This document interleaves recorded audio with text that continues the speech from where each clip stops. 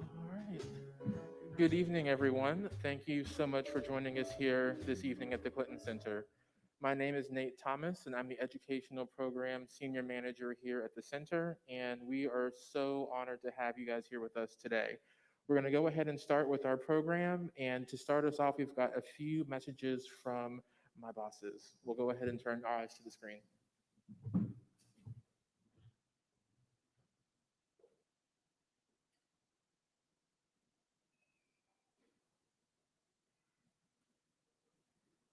My name is Stephanie Street, and I serve as the Executive Director of the Clinton Foundation. And I'm also the mother of three daughters who are all the beneficiaries of teachers who invested, inspired, challenged, and most importantly, encouraged them along the way. If it were up to me, Time Magazine's Person of the Year would be all of you, educators and school administrators. Last year, you stepped up and worked with our children during the most challenging circumstances imaginable, even when it meant doubling your workload. We are all exceptionally grateful. You gave our children stability during a year when there was little of that to go around. Thank you. And as we approach a new year, another challenging year, you're preparing to do it all again. Everyone at the Clinton Presidential Center, staff and volunteers, want to do our part to help you succeed. You'll hear about our upcoming educational offerings shortly. Our wonderful educational program staff have worked tirelessly to create offerings that can be implemented virtually and, once it's safe to do so, in person. We want to be your partners and we are here for you. Next is a message from someone else who is incredibly grateful for the differences you make every day in the lives of our children. Thank you. Since 2004, the Clinton Center has provided one-of-a-kind learning environments for students and for educators. We've always believed that by working together, we can better prepare our students for the future. While the COVID-19 pandemic has certainly changed the way we approach every aspect of our lives, including education, we want you to know that the Clinton Center's commitment to being a resource for schools in Little Rock and beyond is stronger than ever. I am very grateful for your unwavering dedication to your students and their education. And on behalf of everyone at the Clinton Center, we're honored to be your partner. So enjoy this preview and my best wishes for a safe, healthy, and learning school year.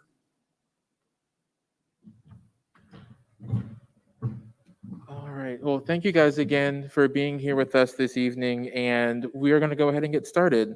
Definitely wanted to share that our world has changed the past year, and it probably will never be the same. But as Stephanie had mentioned earlier, you guys are an essential part of whatever happens next, and our students need us now more than ever. And I don't know about you, but I have grown more gray hairs in the past year than I've ever had. There's one hanging out right here. So we're here with you, and we want to be your partner in this next year and beyond as we navigate the next chapter of our education. We're going to go ahead and start our presentation. On screen, you can see we've been up to a few things this past year. We didn't stop reaching out to schools and students. In fact, we've been welcoming students from all across the country this past year. And we're really proud to say that from every corner of our state and our country, we've had teachers and students visit us through the web. And we'll continue to do that during the next few weeks, next few years. Last year, we had about 56 programs throughout the school year. And if you add that evenly throughout the year, that's about 3 interactions a week. So we did our best to stay in touch with our students and teachers to be as best of a resource as we can be. And our virtual reach is over 18,000, which is more than we could have done in person. So we're really proud of that and want to make sure that we continue to invite and engage everybody with us this coming year. So as we move into the next year, we're going to be adding a few new things to our offerings. We are going to have our regular tours, our presidential experience, hope, endurance, and justice, and our other educational offerings that we did last year. We're going to be adding a few more this year to help add some variety to our offerings. So we're going to be adding in September some virtual tour opportunities for you and your students. This will be effectively a virtual reality experience in some of our most popular stops and exhibits in the museum, the cabinet room and the Oval Office, etc. We'll have points of interest so you can zoom in, walk around, bring the Oval Office into your classroom, and use any of our resources and videos to enhance your lessons throughout the year. And secondly, we're going to be starting a new video series. We're calling it 5 Questions with Important People. And these are going to be interviews with administration, Clinton administration staffers that are still engaging with us here today. And we'll be asking these questions of future lecturers in the future. And these are intended to inspire our students through really backtracking to their origin story, where their motivation comes from, and their messaging for students. So we're excited to bring voices of some very national figures into your classroom this next year. A few programs I want to highlight for everyone here today is we've got a few programs coming up in the fall, and they're on your screen right to my left and to my right. Starting on October 1, we're hosting the Social Justice Sewing Academy. This is going to be a program that we offer to our middle and high school students. And this is a really interesting organization. We are going to be working with them to create quilts that represents topics and issues that matter to students. And we'll be having a workshop on the 1st to introduce everyone to the organization and their purpose. And then we'll be challenging students to make a paper quilt square that will then be made into a real quilt to be displayed in spring break of next year. So we're hoping to have a collage of amazing stories, and we encourage all of you, especially our art teachers, to consider signing up for that workshop to help get that project started. We're really thrilled about that. For our younger students, our pre-K to 2, we have our annual Read for the Record event. We will be working with the national organization Jumpstart to bring this read-along to your classrooms. We saw last year that read-alongs were extremely popular amongst our students, especially our youngest ones. What this will afford you is a live interaction with, if not the author, a local celebrity who will read this book out loud, and we'll be offering some goodies for your students that are able to attend as well. Moving on down, for our middle school students, we will be hosting Fall Service Day. This is an outgrowth of Global Youth Service Day, which happens every spring. But because of the demand, we had to delegate this event just for middle school and GYSD just for high schoolers. We will be working with this new world virtually to think through some ways to engage students in service. And we'll be working on getting some really great speakers that are alumni of our Presidential Leaders Scholars, which are renowned individuals that are advancing their field all across the country.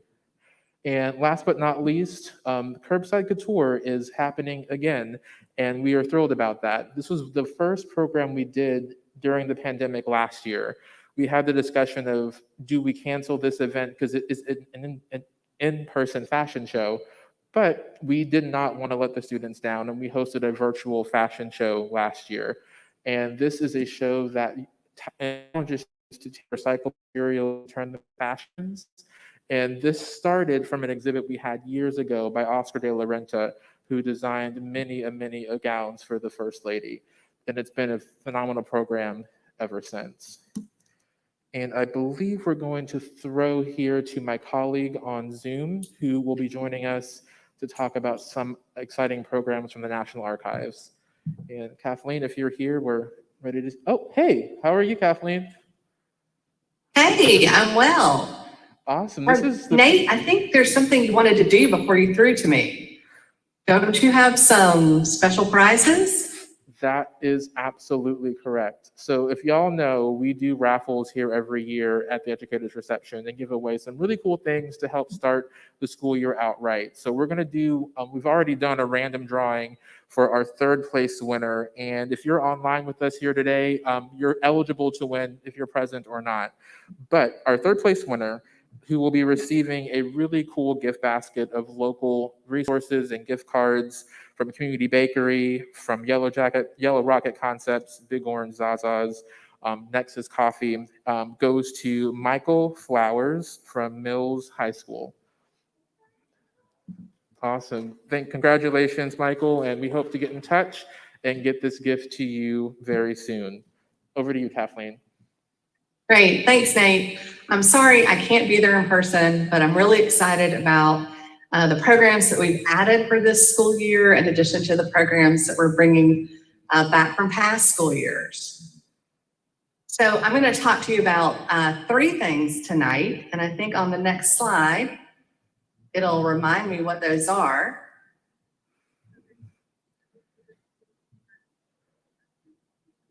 All right, Constitution Day Educator Workshop. Civic literacy, civic engagement are 2 things that are very important at the Clinton Center, and we are partnering with some amazing organizations to bring you a special workshop to prepare you for Constitution Day.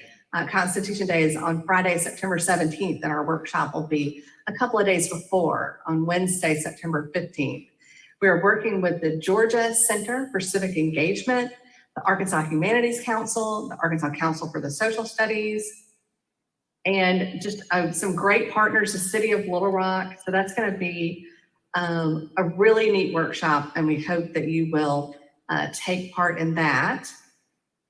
And then we also have, also related to the Constitution, we have some new web-based resources for you. So the powers of the president, we're exploring the executive branch on our website, but then we're also working on, we've actually filmed them already while the library was open in July, but some video resources that will help your students explore what we call the 4 C's. So the duties of the president, the duties of the executive branch as defined in the Constitution, which is chief executive, commander-in-chief, chief diplomat, and ceremonial head of state.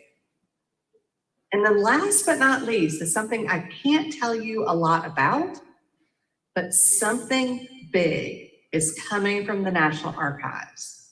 It's related to the Constitution. It's related to civic literacy and civic engagement. And as soon as I can tell you more, you know that I will. We are looking forward to serving you in so many ways this school year. I want to echo Nate's appreciation for all that you do. And with that in mind, I'm going to announce the second door prize winner is Stephen Ewing from Hamilton Learning Academy. Woohoo. And as Nate mentioned, you don't have to be present to win. So if you're watching online, you're still a winner. And Nate, can you remind me what I just gave away? Was it? You're right. The Apple AirPods. Yes. So we'll be getting that to you. Thanks for being here. Congratulations. Oh, is he there in person? Yeah, he's here. Oh, awesome. I know, it's awesome. Well, thanks for joining us, Kathleen. This is the first time we've done something like this before, and it's really cool to see you, Kathleen, and can't wait to welcome you back to the center when it's safe. I'm anxious to get back. Thanks, Nate. See ya. Okay, well, we're almost at the end of our program here today, but I do want to share something that I'm really, really proud of. This was a program that we soldiered through the pandemic in creating our Student Presidential Leaders Series. This is a cohort of teachers and students from across our state who came together last year virtually to have conversations around having difficult conversations and having conversations around issues that they're concerned about. We met first in November, we met again in January, we met again in March, and then again in May, and we also met in April for Global Youth Service Day. So these students and teachers follow us through an arc of programming that not only inspires civic engagement, but inspires students to lead and to have conversations with and about things that can be difficult. And I'd love to show you a reel of how that looked last year on Zoom, and we'll turn our eyes to the screen for that.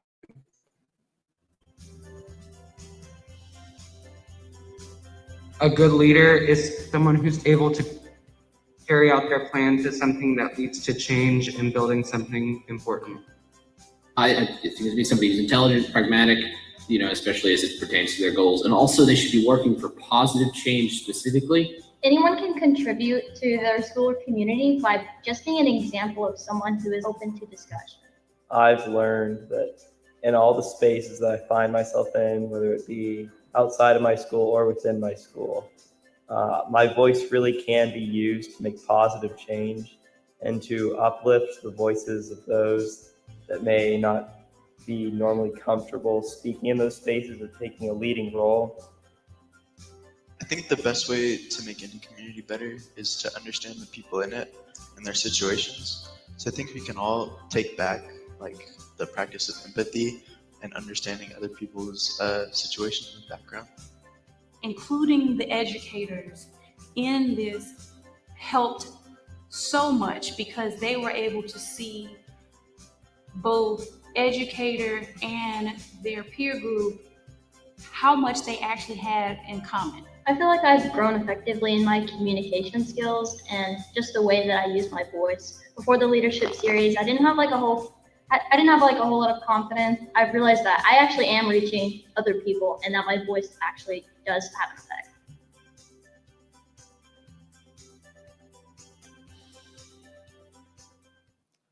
So that's a sample of what happened last year. It was an amazing cohort of students. We convened them last month when the museum was open for a reunion, and it was amazing to see the Zoom boxes and squares come to life. These were students from across geographic, economic, racial, even religious lines, and they formed community through Zoom. And we will be doing another program just like that this fall, and applications for high school sophomores will be September the 1st. So we're definitely looking forward to getting that out, and any educator, K through 12, if you're curious about that program, wanting to have a critical conversation with students from across the state, as you well know, our students are fascinating and their interests and their passions are equally astounding. And it's great to have teachers witness that. And it's also great to have students see teachers and what they deal and what they have to navigate as educators in this space as well. Just respect all around comes from that program. So with that, we are going to talk about our last raffle winner. And this individual, let me make sure I got this right, will be winning a Apple iPad. This is kind of our top level gift. It's really meant to start the school year off right with some technology. And in this mobile world, we hope that will be even more valuable to you this fall. So congratulations to Mary Gaydon from Premier High School of Little Rock. You have won the iPad and are our first place prize winner. All right, and I think we have one last slide. It resembles a photo that I think we're all extremely familiar with, which is a QR code. We'd love to stay in touch with you. If you're not on our e-newsletter, please do take a picture of that barcode. We'll be emailing you guys as well a link. It's the best way to stay on top of our programming. We email you guys every month. We promise not to spam you. It's usually tailored and is tailored if you give us your grade level to just that band. So we're not going to email you something for a pre-K student if you're a high school teacher and vice versa. So we want to make sure we encourage y'all to sign up for that and stay in touch. Kathleen can't be here with us today, but we also collaborate with her to share her resources through that newsletter as well. And that exciting National Archives resource, I know what it is, and it's going to be something we haven't seen before. So we're really thrilled to announce that via email very, very soon. With that, this concludes our program of presentation, but we do want to invite everybody to Recept with us. We have drinks on the left and food on the right. We've got a lot to eat. So please do make yourselves at home and grab as much food as you'd like. And for our educators that are online, thank you for joining us today, and we'll see you on a screen sometime soon. Thank you, guys.